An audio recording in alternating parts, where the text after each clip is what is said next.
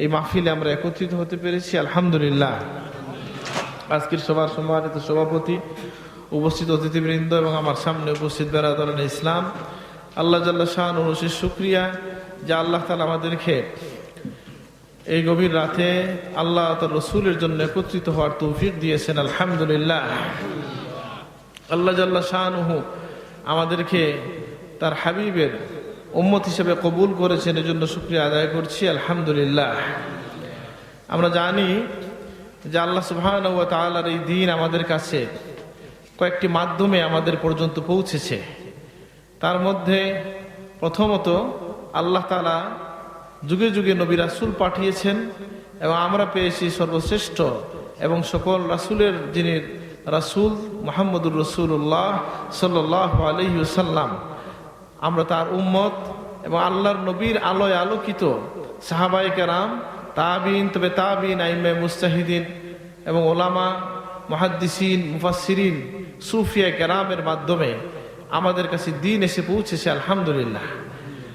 আর সাথে সাথে text book হিসাবে এবং আমাদের পথনির্দেশ হিসাবে আল্লাহ রসুলের শ্রেষ্ঠ মুজিজা সেই কোরআন কারীম এবং আল্লাহ রসুলের মুখনিসৃত বাণী সমগ্র আহাদিস আন-নববিয়্যা, রসুলুল্লাহর কথা যেগুলো সেগুলো আমাদের কাছে পৌঁছেছে এবং পরবর্তীতে সাহাবায়ে কেরামের আমল, আসার, আইম্মায়ে কেরামের ইজতিহাদ সব কিছু মিলিয়ে আমরা একটা পূর্ণ দিনের রূপ লাভ করেছি, আলহামদুলিল্লাহ। এই জন্য আমরা আমাদের পূর্বসূরীদের কাছে আমরা ঋণী। এবং আজকে দেখেন আমার দাদা সাহেবুল্লাহ ফুলতুরি রহমতুল্লাহ আলাইহির ইসালে সব যে এখানে হচ্ছে, আমরা কি ব্যক্তিগতভাবে ওনা থেকে বৈষয়িক কিছু আমরা পাই নাই, বরং আপনারা ওনাকে স্মরণ করছেন কেন, যে আল্লাহর দ্বীনের ক্ষেত্রে তিনি আপনাদেরকে পথ নির্দেশ দিয়েছেন, সঠিক পথের দিশা দিতে সহযোগিতা করেছেন। এই জন্য আজকে আমরা তাকে স্মরণ করছি, বাংলাদেশের নানা প্রান্তে মানুষ তাকে স্মরণ করছে। এর মাধ্যমে আমরা কি বুঝতে পারি যে আমরা যদি আল্লাহর কাজ করি, আমরা যদি দ্বীনের পথে হাঁটি ও মানুষকে এই পথে আহ্বান করি, তাহলে আল্লাহর দ্বীনের তুফাইলে রাসূলুল্লাহর মর্যাদার বদৌলতে আমরা নিজেরাও সম্মানিত হই, আলহামদুলিল্লাহ। তো এই জন্য সকলেই তার নিজস্ব জায়গা থেকে দ্বীনি কাজ, দ্বীনের চেতনা লালন করা এবং এগিয়ে নেওয়ার চেষ্টা করে যেতে হবে। আল্লাহ আমাদেরকে তৌফিক দান করুন, আমিন। আমরা যুগে যুগে যত মানুষ আউলিয়া কেরাম এবং যত আইম্মায়ে ইজআমকে পেয়েছি, তাদের প্রতি আমরা শ্রদ্ধা রাখবো, ভালোবাসা রাখবো। এবং জেনে রাখেন আল্লাহ তাআলা দোয়া শিখিয়ে দিয়েছেন কোরআন কারীমে আমাদেরকে, যে আমরা যেন দোয়া করি, ওয়ালা তাজআল ফি কুলুবিনা গিল্লাল লিল্লাযিনা আমানু রাব্বানা ইন্নাকা রাউফুর রাহিম। আমাদের আগে যারা চলে গেছেন তাদের ব্যাপারে আমাদের হৃদয়ে যেন কোনো পঙ্কিলতা স্থান করে না নেয়। এই জন্য আল্লাহ তাআলা আমাদেরকে দোয়া শিখিয়ে দিয়েছেন যে আল্লাহর কাছে আমরা পানা চাইব, আশ্রয় প্রার্থনা করব, যে আল্লাহ আমাদের হৃদয়ে যেন পূর্বসূরীদের ব্যাপারে কোনো পঙ্কিলতা, কোনো মনটা ক্লেদাক্ত হওয়া এই সুযোগ না হয়, বা এই এরকম কোনো ফিতনায় আমরা নিপতিত না হই, আমিন। তো আমি বলছিলাম যে আল্লাহ সুবহানাহু ওয়া তাআলা আমাদেরকে যে সকল নিয়ামত দিয়েছেন এবং এই সকল নিয়ামত সম্পর্কে আমরা জিজ্ঞাসিত হব, সুম্মা লাতুসআলুন্না ইয়াওমাইযিন আনিন নাঈম। এবং সেই দিনে তোমরা নিয়ামত রাজি সম্পর্কে, নিয়ামতের ব্যাপারে জিজ্ঞাসিত হবে। তো মানুষ যে নিয়ামত লাভ করে, সকল মানুষ আল্লাহর নিয়ামত লাভ করেছে, আলহামদুলিল্লাহ। কেউ যদি বলেন যে আমি তো পথের ফকির, আমার ঘর বাড়ি সেরকম সুন্দর বা ভালো নেই, অনেক মানুষ তো ঘর বাড়িও থাকে না, রাস্তায় থাকে, অনেক মানুষ গাড়ি নেই, বাড়ি নেই, তারপরে আমরা বলবো যে আল্লাহ আপনাকে অনেক কিছু দিয়েছেন। কি দিয়েছেন আল্লাহ আমাকে? যে আল্লাহ যে আমাকে মানুষ হিসাবে সৃষ্টি করেছেন, এটাও আল্লাহর অনেক বড় দান। আল্লাহ যে আমাকে সুস্থ শরীর দান করেছেন। তো কেউ কেউ বলেন যে মানুষের একটা শরীর, এর অঙ্গ প্রত্যঙ্গ সবকিছুকে যদি ভ্যালুয়েশনের মধ্যে নিয়ে আসেন, কয়েক কোটি টাকার সম্পদ আপনার শরীরের মধ্যে আছে, সুবহানাল্লাহ। তাহলে আল্লাহ তাআলা আপনাকে পুঁজি দিয়েছেন, আমাকে পুঁজি দিয়েছেন, সেই পুঁজিটা আমরা খাটাবো কোন কাজে? আল্লাহর কাজে। যে আল্লাহর কাজে যদি আমি খাটি, দিলে দুনিয়া আমি চলবো না, আমি কি দুনিয়া খাবো না, ব্যবসা করব না, চাকরি করব না? যে না, আমি ব্যবসা করব, আমি চাকরি করব, আমি খাবো, আমি ঘুমাবো, সব কিছুই করব, কিন্তু এটা যদি আল্লাহর নিয়ম মেনে করি, আল্লাহর রসুলের সুন্নাহ মেনে করি, তাহলে এই সকল কাজ আমার ইবাদত হয়ে যায়। আমরা এই জন্য চেষ্টা করব আমাদের জীবনের সকল কাজকে রসুলুল্লাহর এতাআতের মধ্যে নিয়ে আসা। আল্লাহ আমাদেরকে তৌফিক দান করুন, আমিন। এতাআতে রসুল, আল্লাহ রসুলের এতাআতের মাধ্যমে কি অর্জিত হয়? যে আল্লাহর মহব্বত অর্জিত হয়। আলামাতু মুহাব্বাতিল্লাহ আলাল আবদে, যদি কেউ প্রশ্ন করেন যে কোনো বান্দার উপরে আল্লাহ আমাকে মায়া করেন কিনা, আমি কিভাবে বুঝবো, কি পরীক্ষার মাধ্যমে আমি বুঝবো? সেই পরীক্ষাটা কি বলবো আমি? সেটা কি? যে আপনি যদি দেখেন যে নবীর সুন্নত, নবীর ইত্তেবা, নবীর পথে চলা আপনার মন টানে, আপনি সক্ষম হন, তাহলে বুঝবেন যে নিশ্চিতভাবে আল্লাহ আপনাকে ভালোবাসেন। সুবহানাল্লাহ। বলে দলিল কোথায়? দলিল হচ্ছে কোরআন কারীমে আল্লাহ তাআলা বলে দিয়েছেন, কুল ইন কুনতুম তুহিব্বুনাল্লাহ ফাত্তাবিউনি ইউহিব্বুকুমুল্লাহ। তোমরা যদি আল্লাহকে ভালোবাসতে চাও, আমি নবীর অনুসরণ করো, তাহলে আল্লাহ তোমাদেরকে ভালোবাসবেন। সুবহানাল্লাহ। তাহলে বোঝা গেল কোন মানুষ যদি নবীর অনুসরণের সক্ষমতা লাভ করে, তাহলে নিশ্চিতভাবে আল্লাহ তাকে ভালোবাসেন। সুবহানাল্লাহ। তো এই জন্য এই পথের খবর আমরা কাদের কাছে পেলাম? এই জন্য আমার দাদা সাহেব প্রায় এই কথা বলতেন যে হযরত সৈয়দ আহমদ শহীদ বেল্লবী রহমতুল্লাহ আলাইহি যে তরিকায় মুহাম্মদিয়া প্রবর্তন করলেন, এটা কেন? এবং অনেকের মনে প্রশ্ন আসে যে এই তরিকায় মুহাম্মদিয়ার নাম মুহাম্মদিয়া কেন? বুঝেন নাই কথাটা? কারণ সকল তরিকা তো বুজুর্গানে কেরামের নামে হয়েছে। যেমন একটা তরিকা হচ্ছে কাদরিয়া, কার নামে? আব্দুল কাদের জিলানী রহমতুল্লাহর নামে। আর একটা তরিকা হচ্ছে নকশবন্দিয়া, কার নামে? বাহাউদ্দিন নকশবন্দ রহমতুল্লাহর নামে। ঠিক এইভাবে বিভিন্ন তরিকা বিভিন্ন বুজুর্গানে কেরামের নামে হয়েছে, কিন্তু এই তরিকার নাম রাসূলুল্লাহর নামে কেন? এটার একটা ব্যাখ্যা হচ্ছে যে সকল তরিকার নামকরণ হয়েছে ওই আল্লাহর ওলির ইন্তেকালের পরে। বুঝেন না কথাটা? যেমন ধরেন আমরা যেভাবে আমাদেরকে এখন যদি কেউ জিজ্ঞাসা করে আপনি কোন তরিকায় আছেন, আপনি বলেন ফুলতুলি ধরেন, যদি এটা কোনো আলাদা তরিকা না, সিলসিলায় ফুলতুলি বলেন। তো এইভাবে আল্লাহর ওলিদের নামে এক এক এলাকার মানুষ যারা এই স্কুল বা এই চিন্তাধারা ফলো করেছেন, এই আমাল অনুসরণ করেছেন, সেই অনুযায়ী তাদের নামকরণ হয়েছে। আর সৈয়দ আহমদ শহীদ বেল্লবী রহমতুল্লাহ আলাইহির তরিকাটা উনি নিজে নাম দিয়ে প্রতিষ্ঠা করেছেন, উনি তার নামে না করে রাসূলুল্লাহর নামে করেছেন। সুবহানাল্লাহ। এটা কি ভালো হয়েছে না মন্দ হয়েছে? এখন যদি কেউ আইসা আপনাকে প্রশ্ন করে, যেটা আমাকে ঢাকায় একজন করছিল, যে আপনাদের তরিকার নাম যদি তরিকায় মুহাম্মদিয়া হয়, এটা কার নামে বলেন তো? এখন একজনের নাম রাখা হয়েছে, ধরেন হ্যাঁ কার নাম বলবো? একটা নাম বলা যায়, যেমন ধরেন আনথারা রাখলেন, অথবা একজনের নাম রাখলেন আপনি পূর্বসূরি কোনো মানুষ আছে, যেমন ধরেন খানসা নাম রাখলেন, অথবা আপনি একটা নাম দিলেন, আপনার সন্তানের একটা নাম রাখলেন। এখন আপনার ওই সন্তানের নাম রাখলেন কি? হাসান অথবা হুসাইন। তো এই ছেলের নাম কার নামে রাখছেন? আমরা তো সাধারণত বুঝি কার নামে রাখছেন, নবীর নাতি নাকি? আরেকটা প্রশ্ন, এখন যদি কেউ আইসা বলে যে না আপনি আসলে এই নামটা রাখছেন, এরকম একজন লোক ছিল হাসানুল বান্না, ওনার নামে রাখছেন, সুতরাং আপনি তার অনুসারী। মানে ইসলামের এক আন্দোলন মিশরে শুরু হয়েছে, ওনার নাম ছিল হাসান আল বান্না ধরেন। এখন যদি আইসা আমার ছেলের নাম হাসান, কেউ বলে যে আপনি তো আসলে নবীর নামে রাখেন নাই, নবীর নাতির নামে রাখেন নাই, আপনি নামটা রাখছেন আরেকজনের নামে। এই কথা বলার অধিকারটা কে রাখে? যে নাম রাখছে না আরেকজন? বুঝেন? নামটা রাখছে সেই। যেমন সাবকুবিল্লাহ ওনার মাদ্রাসার নাম রাখছেন দারুস সুন্নাহ ইয়াকুবিয়া, ঠিক আছে না? এখন উকলাউড়া থেকে গিয়ে একজন বললেন যে আসলে এটা আমার দাদার নাম ছিল ইয়াকুব আলী, ওনার নামে হয়েছে। হবে? কেন হবে না? বলে যিনি নাম রাখছেন তাকে জিজ্ঞাসা করো। বোঝেন নাই কথাটা? সুতরাং সৈয়দ আহমদ শহীদ বেল্লবী রহমতুল্লাহ আলাইহি উম্মতের বৃহত্তর ঐক্য এবং এই ব্রিটিশ বিরোধী আন্দোলনে সব দল মত মানুষ যাতে শরিক হতে পারে, এই জিহাদে শরিক হতে পারে এবং নিজে তিনি জীবিত থাকায় বিনয়ের কারণে রাসূলুল্লাহর নামে তার নামের তরিকার নাম রাখছেন মুহাম্মাদিয়া। সেই তরিকার শিক্ষা সম্পর্কে সাফ বলতেন যে তরিকায় মুহাম্মাদিয়ার অনেক তালিমের মধ্যে প্রধান তালিমটা হচ্ছে কি, যে তোমার জীবনের সকল কাজকে আল্লাহর ওয়াস্তে বানায় নাও, নবীর অনুসরণের মধ্যে নিয়ে আসো, নিয়তটা খালিস করো আর নবীর তরিকার মধ্যে নিয়ে আসো, তাইলেই তরিকায় মুহাম্মাদিয়া। বুঝেন নাই কথাটা?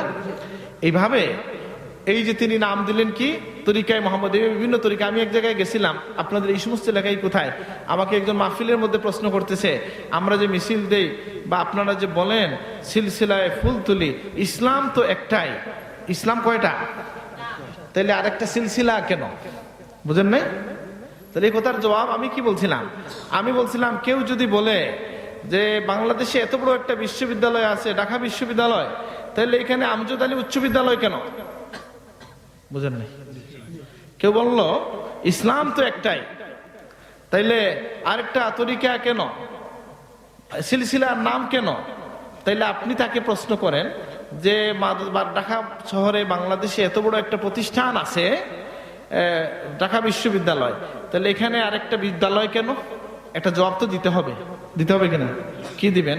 যে বলবেন ওই বিশ্ববিদ্যালয়ের পাঠের উপযুক্ত বানাইতে হইল, এখানে একটা স্কুল বানাইতে হয়েছে, ওইটার মাধ্যমে ওই স্কুলে পৌঁছা যায়। বলে ঠিক সেইভাবে সিলসিলায় ফুলতলি দিয়া ইসলামে পৌঁছা যায়। বুঝেন নাই কথাটা? আর সুন্দর সুন্দর কথা ফাঁকে যেন আমরা না পড়ে যাই। অনেক প্রশ্ন আছে যে প্রশ্নগুলো আপনাকে বিভ্রান্ত, আপনি বলতে পারবেন না। এই জন্য বলা হয়েছে কি, প্রথমে ব্যক্তির উপর শ্রদ্ধা, ভালোবাসা, মহব্বত ওইটা তৈরি করতে হয়। মানুষ চয়েস আগে, কথা পরে। প্রথমে কি মানুষ। দেখেন আমাকে একজন প্রশ্ন করছে, উত্তর দিতে পারবেন কিনা দেখেন তো।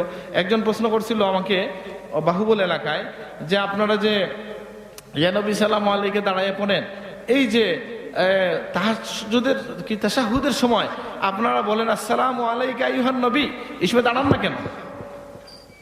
বুঝেন নাই? শোনা গেছে না কথাটা? যে এই সময় তো নবীকে সালাম দেন, দাঁড়ান না কেন? কি জবাব দিবেন? জবাব হইল এইভাবে, বলে আপনি তো নবীকে দাঁড়াইয়া সালাম দেওয়ার পক্ষে না, তাই না?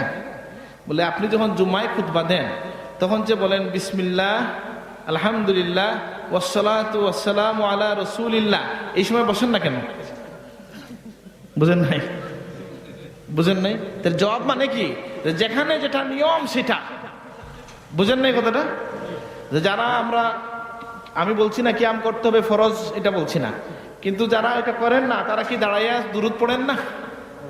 কোথায় পড়েন? খুতবার মধ্যে পড়েন। সুতরাং এইরকম কিছু প্রশ্ন আছে যেটা আপনাকে কি করে, এত সুন্দর কথা আপনাকে বিভ্রান্তির দিকে নিয়ে যেতে পারে। আমি ইদানিংকালে কিছু প্রশ্ন শুনছি, বলবো আরো দুইটা, যদিও আমি একটা বিষয়ে কথা বলতে চাইছিলাম, মাথায় আসছে ওই জন্য বলতেছি।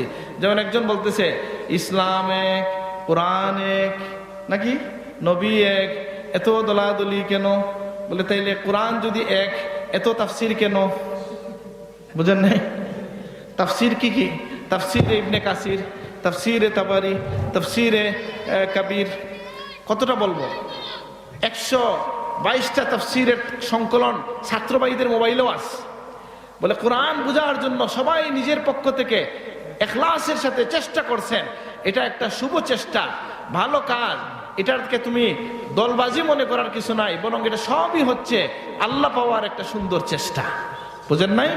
ঠিক সেইভাবে তরিকাগুলো হলো আল্লাহ পর্যন্ত পৌঁছে যাওয়ার রাস্তা। বলে আমি বঙ্গোপসাগর মানি, মেঘনার যমুনা নদী মানি না। বলে তাইলে বঙ্গোপসাগরে যাইতে পারবা না, ঠিক আছে না? এগুলো প্রাসঙ্গিকভাবে আমার মাথায় আসছে, আমি বললাম। তো আমরা বলছিলাম যে আমাদের আল্লাহর সাথে যে ভালোবাসা, আপনার আমার মধ্যে ভালোবাসা আছে কিনা? আসেনি? আছে বলতে অবশ্যই আছে। ইমানদারদের তো আল্লাহ বলতেছেন ইমানদারের ভালোবাসা হলো আল্লাহর সাথে খুব বেশি। ওয়াল্লাযীনা আমানু আশাদ্দু হুব্বাল লিল্লাহ, যারা আল্লাহকে ভালোবাসে, তারা যারা ইমানদার তারা আল্লাহর জন্য খুব বেশি ভালোবাসা রাখে। সুবহানাল্লাহ। যখন আল্লাহ কিছু বলছেন শুনে সাথে সাথে আমান্না ওয়া সাল্লামনা বলে মেনে নেয়, এটা হচ্ছে ঈমান। তাইলে আমরা ভালোবাসা রাখি, কিন্তু এই ভালোবাসার প্রকাশটা কিভাবে হবে? আমার দাদা সাহেব বলতেন, উদাহরণ দিয়ে বুঝাইতেন যে উনি যখন ভারতে ছিলেন তখন তিনি দেখেছেন বা শুনেছেন যে ভারতে একটা গোষ্ঠী আছে যারা বাঁশের পূজা করে, শক্ত বাঁশের পূজা করে। অর্থাৎ একটা বাঁশকে তারা কি করে মাটির মধ্যে পুঁতে এটাকে সারা রাত এটাকে নিয়ে প্রদক্ষিণ করতে থাকে আর কান্নাকাটি করে। যখন বাঁশের মাথাটা নরম হয়, ঝুলে যায়, তখন বুঝে যে ঈশ্বর রাজি হয়েছেন, তাই তারা কান্নাকাটি বন্ধ করে। বলে এইভাবে ঝুলে যায় কেন? বলে আল্লাহ বলছেন যে কাফের যারা, তাদের কাজের মধ্যে শয়তান সৌন্দর্য লাগাই দেয়। আর এই কথা থেকে প্রমাণ হয় সকল সৃষ্টির মধ্যে আল্লাহর ভালোবাসা আছে। তারা কাকে চায়? একটা ভালোবাসার টান তার মধ্যে সৃষ্টিগতভাবে আছে। যেন মায়ের সাথে যে ভালোবাসা, বাবার সাথে যে ভালোবাসা, এটা কি শিখাই দিতে হয় না সৃষ্টিগত? ঠিক সেইভাবে আল্লাহর সাথে ভালোবাসাটা সৃষ্টিগত, কিন্তু এই ভালোবাসার প্রকাশটা হতে হবে কার মাধ্যমে? রাসূলুল্লাহ যেভাবে বলেছেন সেইভাবে। আমি নিজে থেকে কিছু বানাইতে পারবো না, কিন্তু ইসলামের মধ্যে সওয়াবের কাজের মধ্যে একটা বলা হয়েছে, যদি নবীর তরিকাকে, নবীর শিক্ষাকে বাস্তবায়নের জন্য আপনি নতুন কিছু করেন যেটা নবীর শিক্ষার খেলাফ না হয়, তাহলে এটা দ্বারা সওয়াব হবে। যেমন ধরেন আগের যুগে, নবীর যুগে আমরা যেভাবে মাদ্রাসা করি, এরকম কি মাদ্রাসা ছিল? বুঝেন নাই? মাদ্রাসা ছিল। এই যে কোরআন পড়ার জন্য তাজবিদের বই লেখা হয়েছে, এটা কি নবীর যুগে লেখা হয়েছে? কিন্তু এটা প্রশংসনীয় না নিন্দনীয়? প্রশংসনীয়। কেন? যে কোরআন বোঝার জন্য এটার অনুকূলে যা কিছু করা হবে। মান সান্না সুন্নাতান ফিল ইসলামে, মান সান্না ফিল ইসলামে হাসানাতান ফালাহু আজরুহা ওয়া আজরু মান আমিলা বিহা। হ্যাঁ, ইসলামের মধ্যে যে মান সান্না সুন্নাতান হাসানাতান ফালাহু আজরুহা ওয়া আজরু মান আমিলা বিহা, ইসলামের মধ্যে কেউ যদি একটা ভালো কাজ করে, সেই ভালো কাজের মাধ্যমে যত মানুষ তার কি করে এই আমল করবে তার অনুসরণে। যেমন এক জায়গায় দারুল কিরাত নাই, আপনি গেলেন ব্যবসার কাজে, গিয়ে ওইখানে নামাজ পড়লেন, ইমাম সাহেবকে বললেন যে আপনি এখানে একটা দারুল কিরাত আনেন, ব্যবস্থা করে দিলেন। যত লোক এখানে কোরআন শরীফ পড়বে, সকল বাচ্চার কোরআন পড়ার সব আপনি একজন সাধারণ মানুষ হয়েও পাবেন। সুবহানাল্লাহ। কেন? যে ভালো কাজে আপনি সূচনা করেছেন। তো এইভাবে আমরা বুঝলাম যে আমি একটা লেখা, আমার ভাই পত্রিকা বের করে পরোয়ানা, কেউ পড়েন? বলেন তো দেখি কয়জন পড়েন, একটু হাত তুলেন। টোটাল দেখা যাইব 6 জন। এই হইল আমাদের তরিকা আর মসলক। আপনি তো পড়বেন, ফ্রিও পাবেন হয়তো, কিন্তু ওই হইল আমাদের অবস্থা। পত্রিকার নাম কি বলেন? কেন আপনি কি এই যে ভাই আসাদ ভাই আছেন বা এই যে মৌলানা যারা আছেন বা চেয়ারম্যান সাহেব আছেন, এদের কাছে বলেন না কেন পত্রিকা পাওয়ার ব্যবস্থা করে দেন? যদি আপনি এই তরিকা সিলসিলাকে ভালোবাসেন, আপনি এটা টাচে থাকতে চান, তাহলে প্রত্যেক দিন তো আপনি ফুলতলির কাউকে পাবেন না, কিন্তু ফুলতলির সবার লেখা বা কি বলতে চায় জানার জন্য তো আপনি মাসিক একটা পত্রিকা পান, এবং সেটা থেকে আপনার সন্তানকে আপনি কিছু শিখাইতে পারেন, আপনার পরিবারকেও কিছু শিখাইতে পারেন। সকলে পড়ানোটা পড়বেন। আমি এখানে একটা লেখা ছাপা মানে দিছিলাম, আমার এক ভাই লিখেছিল, যে কথাটা আমি বক্তব্যে বলার চেষ্টা করছিলাম, যে কম আমলে, সহজ আমলে বেশি সওয়াব কিভাবে পাওয়া যায়। এর মধ্যে একটা হচ্ছে কি, যেমন আপনি আমি যে কালেমা পড়ি, আমরা যে এক আল্লাহ বিশ্বাস করি, এক আল্লাহ বিশ্বাসের যে কালেমা, তাওহীদের উপর টিকে থাকা, এটা হচ্ছে অত্যন্ত গুরুত্বপূর্ণ বিষয়। আল্লাহ কিয়ামতের দিন বান্দাকে বলবেন, সবচেয়ে কম আযাবওয়ালা জাহান্নামীকে আল্লাহ তাআলা বলবেন যে বলো তো, আমি যদি আজকে তোমার এই আযাবটা কমাইয়া দেব, বন্ধ করে দেব, এই শর্তে দুনিয়া এবং দুনিয়ার মধ্যস্থিত যা কিছু আছে সব তুমি আমাকে দিবা, রাজি আছো কিনা? বলে আল্লাহ আমি সব দিতে রাজি। আল্লাহ বলবেন আমি তোমার কাছে এর চেয়ে অনেক কম জিনিস চাইছিলাম। কি চাইছিলাম? আমি চাইছিলাম তুমি আমার সাথে আল্লাহ তুশরিকা বি শাইআ, আমার সাথে কাউকে শরীক করো নাই, কিন্তু তুমি শিরিক না করে রাজি হও নাই, আজকে তুমি বিপদে পড়ছো। তাইলে আল্লাহর দ্বীনের উপর টিকে রাখা, ইমানের উপর টিকে থাকা, কালেমার উপর টিকে থাকা, এটা আমরা কি গুরুত্বপূর্ণ মনে করি? মনে করি যে একবার ইসলাম কবুল করছি, ইমান আনছি, আর এটার খবর না রাখলে চলবে। অথচ নবীজি বলছেন জাদ্দিদু ঈমানাকুম বিলা ইলাহা ইল্লাল্লাহ, ঈমানকে নবায়ন করো লা ইলাহা ইল্লাল্লাহর মাধ্যমে। আপনার সাহাব যতবার তওবা করাইছেন, শিখিয়ে দিয়েছেন যে দমে দমে তোমরা জিকির করো কি লা ইলাহা ইল্লাল্লাহ। কেন? যে এই ছোট জিনিস যেটাকে আপনি মনে করছেন, এটাই কিয়ামতের দিন মুক্তির কারণ হবে। সুবহানাল্লাহ। এইরকম কয়েকটা ধারাবাহিকভাবে, যেহেতু পত্রিকা পড়েন নাই, বলে যাই আমি, ছোট আমলে বেশি পাবেন। রাসূলুল্লাহ বলছেন মুয়াজ্জিন যিনি হবেন কিয়ামতের দিন তার মাথা সকলের উঁচু হবে, সুবহানাল্লাহ। এবং সেই দৃশ্যটা রাসূলুল্লাহ দেখাইয়া দিয়েছেন কিয়ামত বিজয় হজের দিনে। রাসূলুল্লাহ যেদিন বিজয়ের বেশে এসে হাজির হলেন সাহাবায়ে কেরাম নিয়া মক্কা মুকাররমায়, সেই দিন রাসূলুল্লাহ বলেন যে বেলাল তুমি আজকে কাবার পিঠে উঠে আজান দাও, সুবহানাল্লাহ। বেলালকে কাবার পিঠে ওঠার সুযোগ করে দিয়েছে তার, সেই বেলালি কণ্ঠের আজান তাকে সুযোগ করে দিয়েছে, সুবহানাল্লাহ। যে কাবার নিচে রাহমাতুল লিল আলামিন আবু বকর সিদ্দিক থেকে নিয়ে সকল সাহাবীরা আসেন, কাবার উপরে উঠেছেন একজন, তিনি কে? নবীজি এর মাধ্যমে অনেক শিক্ষা দিলেন, মুয়াজ্জিনের মর্যাদা বর্ণিত হলো। এর মাধ্যমে রাসূলুল্লাহ বুঝিয়ে দিলেন যে আমার উম্মতের মধ্যে কালো ধলার মধ্যে কোনো পার্থক্য নেই, বরং আমার উম্মত যার আমল যত সুন্দর তার মাথা তত উঁচু হবে, সুবহানাল্লাহ। এটার মাধ্যমে রাসূলুল্লাহ মেসেজ দিলেন কুফারে কুরাইশদের মধ্যে, আমিরদের কাছে, যারা কিনা এই বেলালকে তপ্ত রোদের মধ্যে কি করেছে, টানা হেঁচড়া করেছে, যার বুকের উপরে তপ্ত বালুকার মধ্যে রেখে দিয়া বুকের উপর পাথর রেখেছে, তিনি বলেছেন আহাদ আহাদ। সেই বেলালকে আল্লাহর নবী কাবার পিঠে তুলে বুঝিয়ে দিয়েছেন যে ঈমান মানুষকে কতটুকু সম্মানিত করতে পারে, সুবহানাল্লাহ। তাইলে আপনি পেলেন আজানের কথা। আমরা যে দুরূদ শরীফ পড়ি, দুরূদ শরীফ কেমন? যে আল্লাহ রাসূলের কাছে উবাই ইবনে কাব বললেন ইয়া রাসূলুল্লাহ আমি চাই আপনার উপর দুরূদ পড়বো, কতটুকু পড়বো? বললেন আমার সময়ের 4 ভাগের 1 ভাগ পড়বো। নবী বললেন খায়ের ওয়া ইন জিদতা ফাখায়ের, ভালো, যদি বাড়াও আরো ভালো। তিনি বললেন ইয়া রাসূলুল্লাহ 4 ভাগের 2 ভাগ। বললেন ঠিক আছে, বাড়াইলে আরো ভালো। তোর আবার বললেন ইয়া রাসূলুল্লাহ তাহলে 4 ভাগের 3 ভাগ। নবী বললেন ঠিক আছে, আরো বাড়াইলে ভালো। তিনি বললেন আজআলুলাকা কুল, আমি পুরাপুরি সময়, পুরাপুরি মানে নফল ইবাদতের পূর্ণ সময় আপনার উপর দুরূদ পড়বো, সুবহানাল্লাহ। নবীজি বললেন ইজান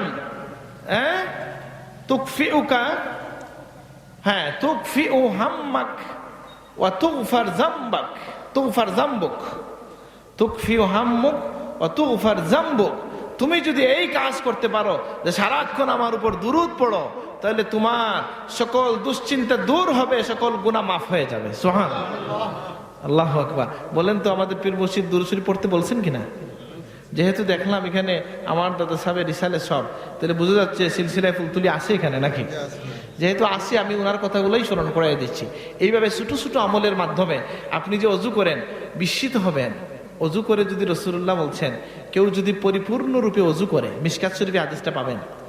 পরিপূর্ণ অজু বলতে কি, একটা হলো উসুম দুসুম অজু আছে না, আর একটা হলো খেয়াল কইরা অজু করা। পশ্চিম দিকে বসে কম পানি দিয়া দুরূদ মানে দোয়াগুলো পড়ে পড়ে যে খেয়ালের সাথে যদি অজু করেন, ইসবাগুল অজু, যেটা সুন্দর করে অজু করে কথা না বলে 2 রাকাত নামাজ পড়েন, আপনার আগের সব গুনাহ মাফ হয়ে যায়, সুবহানাল্লাহ। তবে ওই গুনাহ মাফ হবে না যে আরেকজনকে আপনি তার জমিন আদা কি আর খাইয়ে লাইছেন, বুঝেন না? ওইটা কি হবে? ওইটা তার হকটা দিয়ে দিতে হবে, অন্যের হক নষ্ট করছেন, এটা হবে না। ঠিক কিভাবে এরকম ছোট ছোট আমল, দৈনন্দিন আমল, এগুলো আমাদেরকে কম আমল অনেক সওয়াব দান করছে। যেমন ফজরের নামাজের যে সুন্নত, নবীজি বলছেন রাকাতা আল ফজর খায়রুম মিনাদ দুনিয়া ওয়া মা ফিহা। ফজরের 2 রাকাত সুন্নত হচ্ছে দুনিয়া এবং তার মধ্যস্থিত সবকিছুর চেয়ে উত্তম, সুবহানাল্লাহ। এখন অনেকের মধ্যে প্রশ্ন, এখন আমাদের হানাফি মাযহাবের মাসআলা হচ্ছে কি, এই কথাটা ধরার জন্য যে আপনি যদি ফজরের নামাজে গিয়া ইমাম সাহেবকে জামাতেও পান, আর আপনি জামাতে ইমামকে পাওয়ার সম্ভাবনা থাকে শেষ রাকাতেও, তাহলে আপনি ওই 2 রাকাত পড়ে ফেলবেন ওই ফজিলতটা পাওয়ার জন্য। কারণ রাসূলুল্লাহ হজরে মানে হদরে সফরে, অর্থাৎ তিনি তার মুকিম অবস্থায়, মুসাফির অবস্থায় এই 2 রাকাত নামাজ ছাড়েন নাই, আপনি এটা পড়ে ফেলবেন। এখন যদি কেউ প্রশ্ন করেন যে ইমামকে রেখে আমি কি নামাজ পড়বো, প্রথমেই আমরা বলবো আপনি প্রশ্নটা করছেন এটা একটা বেদাতি প্রশ্ন। এই প্রশ্নটা কি, কেন? যে ফজরের নামাজের সুন্নত কোথায় পড়া সুন্নত? কোথায়? ঘরে। ঘরে কোথায় পড়া সুন্নত? ঘরে। হুজুর বলছেন, আমি ভালো করে হয়তো বলতে পারবো না, স্বামী কিতাবের মধ্যে এসছে ফজরের সুন্নতের আরেক কয়েকটা সুন্নত আছে। এর মধ্যে একটা হচ্ছে আগে আগে পড়া, অক্ত ঢুকার সাথে সাথে পড়া, কুলিয়া কুলহু আল্লাহ দিয়ে পড়া, আরেকটা হচ্ছে ঘরে পড়া, আরেকটা হচ্ছে এরপরে একটু রেস্ট করা। হানাফি মাযহাব এটা গঠন করেন নাই, কারণ নবীজি রেস্ট করতেন, নবীজির কলব ঘুমাইতো না, চোখ ঘুমাইতো, সুবহানাল্লাহ। হ্যাঁ, আম্বিয়াদের চোখ ঘুমায়, দিল ঘুমায় না। কিন্তু আপনি তো যদি এই রেস্টে লাগেন তাহলে আপনার নামাজ চলে যাবে, বুঝেন নাই? কিন্তু আপনি ঘরে সুন্নত পড়ে আসলে এই ফিতনার মধ্যে হয় না, কিন্তু এই 2 রাকাত সুন্নত দুনিয়ার সব কিছুর চেয়ে উত্তম। এইভাবে ছোট ছোট আমলের মধ্য দিয়েও আমরা আল্লাহ পাওয়ার চেষ্টা করতে পারি। আল্লাহ আমাদেরকে তৌফিক দান করুন, আমিন। অনেক রাত হয়েছে, আমি আমার কথা শেষ করতে চাই। শেষ কথা যেটা বলছি যে আমি এই যে দাবি করে কথাটা বললাম যে আমরা যেন নির্দিষ্ট একটা দিনকে যথেষ্ট মনে না করি। একদিন জিন্দাবাদ দিয়ে দিনও হয় না, মসলকও হয় না। এটাকে সব সময় মনের মধ্যে ধারণ করতে পারলেই আমরা সফল হতে পারি। আপনি যদি বলেন, তালামিজের কোনো নেতা যদি বলেন, আমার আলিস্টার কোনো নেতা যদি কর্মী যদি বলেন যে আমাদেরকে কোনো কর্মসূচি নাই, আমি বলবো কর্মসূচি দেওয়ার মালিককে, অধিকারীকে? বলে এই মাসলাকের যিনি উদ্গাথা, যার থেকে এটা শুরু হইল, ফুলতুলি সাহেবের কর্মসূচি, এটা কি পালন করছেন? উনি বলছেন প্রত্যেক দিন 100 বার দুরূদ শরীফ পড়ো, 200 বার 100 বার ইস্তেগফার পড়ো, 200 বার দুরূদ পড়ো। এটা করছেন? কর্মসূচি কি এটা না? এটা কি এই মাসলাকের কর্মসূচি কিনা বলেন না?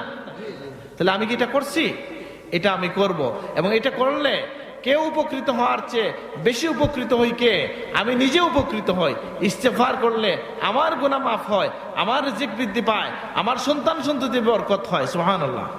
দুরূদ শরীফ পড়লে আমার 10টা গুনাহ মাফ হয়, 10টা দরজা বুলন্দ হয়, 10টা নেকি লেখা হয়, সুবহানাল্লাহ। তা আল্লাহ তাআলা আমাদেরকে তৌফিক দান করুন। আর মনে রাখবেন যে এরকম ছোটখাটো অথবা আজগুবি প্রশ্ন শুনে, যেমন আমাকে কালকে কুলাউড়ায়, এটা কুলাউড়াই তো, মানে কোথায় যেন গেলাম, যে আপনি ছিলেন আপনি ছিলেন তো বরমচালে গেলাম, তো এক ছেলে এসে বলতেছে যে কে নাকি তাকে প্রশ্ন করেছে, আল্লাহ বললেন শবে কদর, আমরা করি শবে বরাত, বলেন নাউজুবিল্লাহ। তাকে জিজ্ঞাসা করতে হবে, তুমি শুধু কোরআন মানো, হাদিস কি মানো না? শুধু কোরআন মানলে কি ঈমান হবে? বা কোরআনের উপর তো ঈমান হবে না। আল্লাহ তো নবীর কথাকে আল্লাহ সার্টিফাই করেছেন। আল্লাহ বলেছেন ওমা ইয়ানতিকু আনিল হাওয়া ইন হুয়া ইল্লা ওয়াহয়ুন ইউহা। আমার নবী যে কথা বলেন তিনি বলেন না, আমি ওহী করলে তিনি বলেন, সুবহানাল্লাহ। তো সেই নবী যে হাদিসের মধ্যে বললেন ইন্নাল্লাহা লা ইয়াত্তালিউ আলা জামিই খালকিহি ফি লাইলাতিন নিসফি মিন শাবান ফায়াগফিরু লিজামিই খালকিহি ইল্লা লিমুশরিকিন আও মুশাহিন আও কামা ক্বাল আলাইহিস সালাতু ওয়াস সালাম। শব্দের আকপিস হতে পারে। রাসূলুল্লাহ বলতেছেন লাইলাতুন নিসফি মিন শাবানের মধ্যে ফাযাইলুল আওকাত লিল বাইহাকির মধ্যে এই হাদিস এসেছে যে মানে শবে বরাতের যে রাত, লাইলাতুন নিসফি মিন শাবান, শাবানের 15 তারিখের রাতে আল্লাহ তাআলা সৃষ্টির প্রতি দৃষ্টিপাত করেন। সেই দিনে তিনি আল্লাহ তাআলা 2 জন ছাড়া সবাইকে মাফ করেন, সুবহানাল্লাহ। সেই 2 জনের নাম শুনবেন। একজন হচ্ছেন মুশরিক, যে আল্লাহর কাছে কাউকে শরীক করে। আরেকজন হইল হিংসুক, যে মানুষকে মসজিদে আসতে বাধা দেয়। নাকি বুঝেন না? ঘুমাই গেছেন। যে লোক বলে কি, আমাকে একজন প্রশ্ন করছে, ওই মাওলানা খায়রুল হুদা আমাদের লন্ডন থেকে, তো বলতেছে অনেকে বলে যে একদিনে মসজিদে আইসা কি সব পাইয়ে যাবে? আমি বললাম একজন তার দোকানে বলছে 70% ছাড়, আপনি গিয়ে বলতে পারবেন যে দোকানে কেন ছাড় দিলা? বলতে পারবেন? তা আল্লাহ ছাড় দিছেন, আপনি কেন হিংসা করেন? আপনি হিংসা করতে পারেন না। আপনি জেনে রাখেন যে আল্লাহ ছাড় দিছেন, আপনি মানুষকে মসজিদে যাইতে দেন, একদিন গিয়া সারা জীবনের হেদায়েত নিয়ে আসতে পারে। আল্লাহ কবুল করুন, আমিন।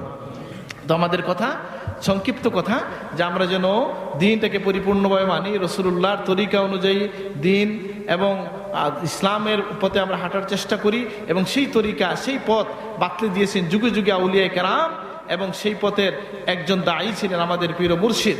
আমরা যেন এটার উপরে অটল থাকি এবং তার কর্মসূচি যেগুলো, কথা যেগুলো, সেগুলোকে টিকে রাখার থেকে আমল করার চেষ্টা করি। আল্লাহ আমাদেরকে তৌফিক দান করুন, আমিন। আসসালামু আলাইকুম। চেয়ারম্যান সাহেব বলবেন কিছু? সালাম টালাম? আচ্ছা, শেষ করো। বৃষ্টি হচ্ছে নাকি? তা শেষ করো। হ্যাঁ, اللهم آمين. ربنا تقبل منا إنك أنت السميع العليم وتب علينا إنك أنت التواب الرحيم. আল্লাহ আমাদের আয়োজনকে কবুল করে নেন, জিন্দেগির तमाम খাতা কুসুরি মাফ করে দেন। আল্লাহ এই মাহফিলের সব আপনার হাবিবের খেদমতে পৌঁছায় দেন। तमाम अंबिया कराम, सहाबाए कराम, ताबीन, तबे ताबीन, इमाम मुस्ताहिदीन, उलमा, कुर्रा, मुहद्दिसीन, फुकाहा, मुफस्सिरीन এর কাছে পৌঁছায় দেন। तमाम जहर औलिया कराम এর কাছে পৌঁছায় দেন। ইয়া আল্লাহ আমরা যে যেখানে আটকে আছি উদ্ধার করেন আল্লাহ সব আমাদের পীর ও মুর্শিদের কাছে পৌঁছায় দেন এই এলাকার সকল মুর্দিগানের কাছে পৌঁছায় দেন এই মাহফিল যারা আয়োজন করেছেন যারা সহযোগিতা করেছেন আপনি তাদেরকে কবুল করেন এবং সাহায্য করেন আল্লাহ আমাদের সকলের নেক মকসাদকে পূর্ণ করে দেন আমরা যে যেখানে আটকে আছি উদ্ধার করেন আমাদের সামনে যত মঞ্জিল আছে ইজ্জতের সাথে পার করে দেন ইয়া আল্লাহ ইয়া শাফিউল আমরাদ ইয়া শাফিউল আমরাদ ইয়া শাফিউল আমরাদ আল্লাহ যার মনে যে নেক মকসাদ আছে পূর্ণ করে দেন আমাদের মধ্যে অভাবগ্রস্ত ভাব দূর করে দেন যারা ঋণগ্রস্ত আছে ঋণ আদায় করার তৌফিক দান করেন আল্লাহ বেরোজগারদের হালাল রুজির দরওয়াজা খুলে দেন কিয়ামতের ভয়াল দিনে আপনার হাবিবের উসিলায় পার করে দিন অন্ধকার কবরে আমাদেরকে আপনার দয়ার চাদর দিয়ে রেখে রাখিয়েন সুবহান রাব্বিকা রাব্বিল ইজ্জাতি আম্মা ইয়াসিফুন ওয়া সালামুন আলাল মুরসালিন ওয়ালহামদুলিল্লাহি রাব্বিল আলামিন আমিন আমিন